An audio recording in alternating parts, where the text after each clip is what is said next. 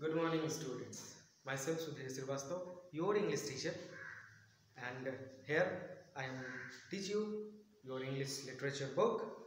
This is your book, and let's begin our first lesson. And the first lesson is how Daddy was always late. How Daddy was always late. Here I write some word meanings which is related to this lesson, which is very helpful to you understand this lesson in Hindi. Let's begin this story. This story is written by Alexander Borisovich Ruskin. This story is written by, I repeat, this story is written by Alexander Borisovich Ruskin. That's it. Let's start our lesson. In this lesson, we know about a boy who is very lazy, who is not understand the value of time. He never understand what do on the time. So what he faces in his life, how much trouble in his life. Let's start our lesson. इस lesson में हम लोग एक लड़के के बारे में पढ़ेंगे, एक छोटे से लड़के के बारे में पढ़ेंगे जो आपके ही एज का था, आपके ही क्लास का था। वो बहुत सुस्त था, उसे टाइम का कभी वैल्यू नहीं था।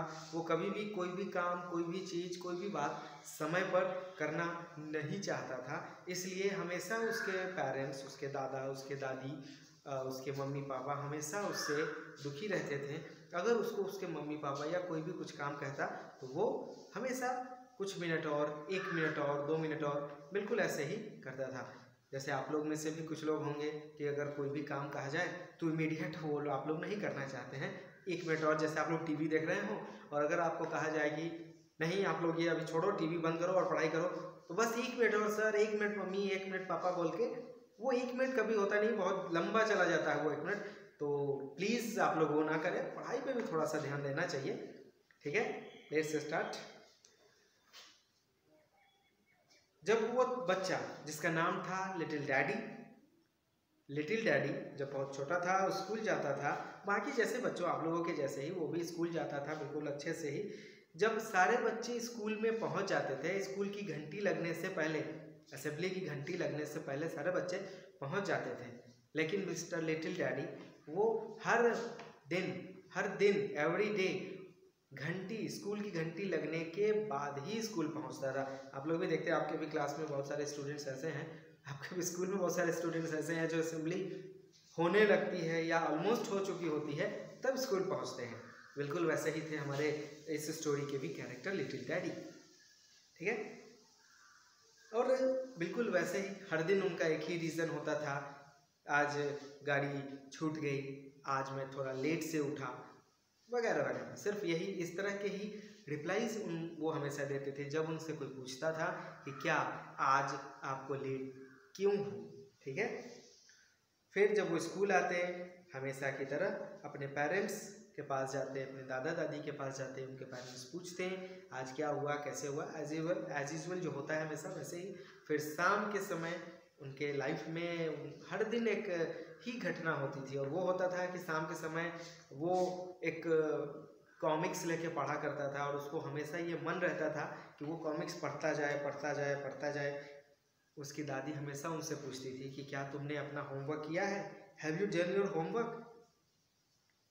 Wait a second, little daddy would answer. Little daddy हमेशा कहता सिर्फ 1 मिनट और इंतजार कीजिए, 1 सेकेंड और इंतजार कीजिए, मैं बस अभी जा ही रहा हूँ।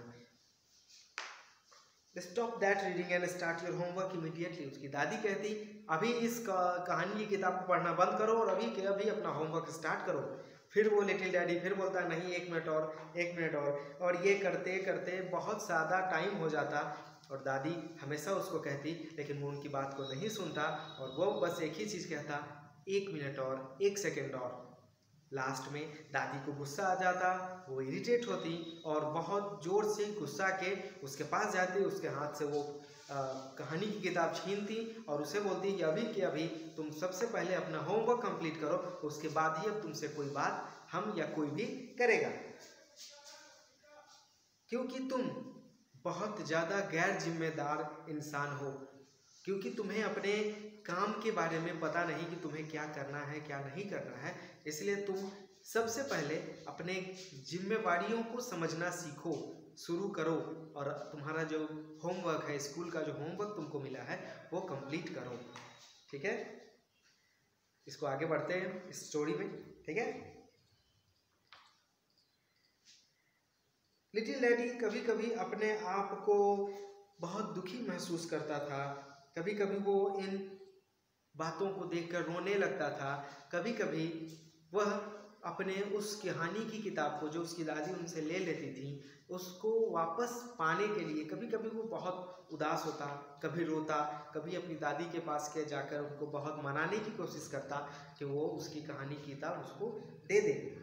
लेकिन उसकी दादी हमेशा एक ही चीज़ कहती कि जब तुम अपना होमवर्क कंप्लीट करोगे तभी तुमको मिलेगा।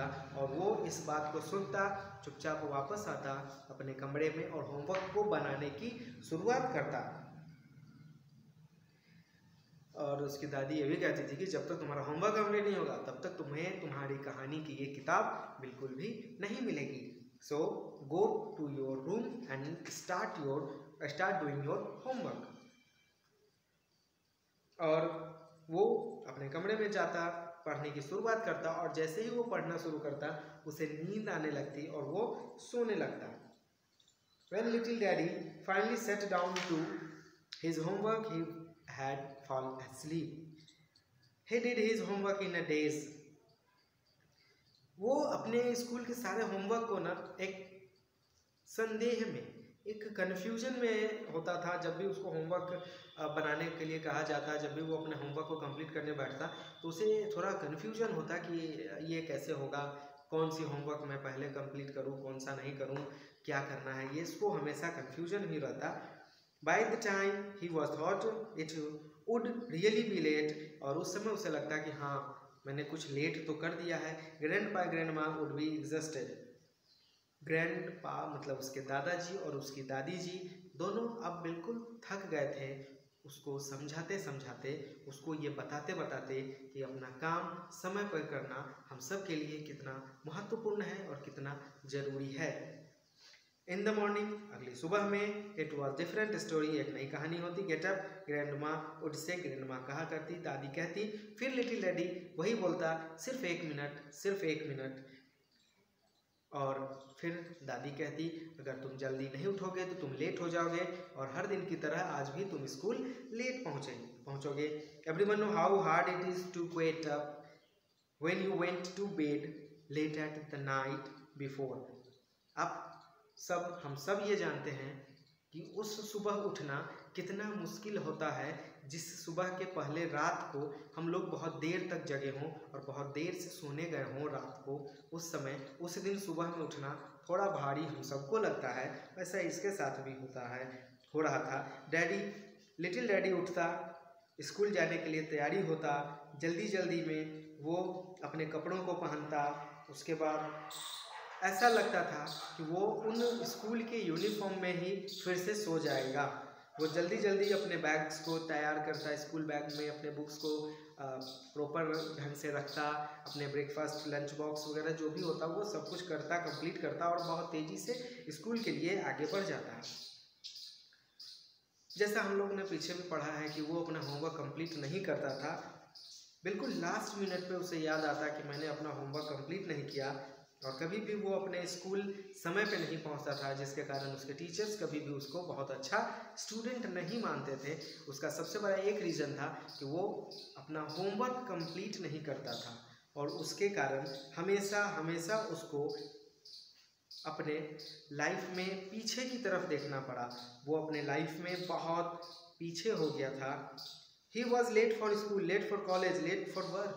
वो स्कूल में लेट था, वो कॉलेज लेट से गया, उसने अपने जीवन में कहीं जॉब करना शुरू किया तो वो भी बहुत लेट से। He lost out on many things in life because of this awful habit.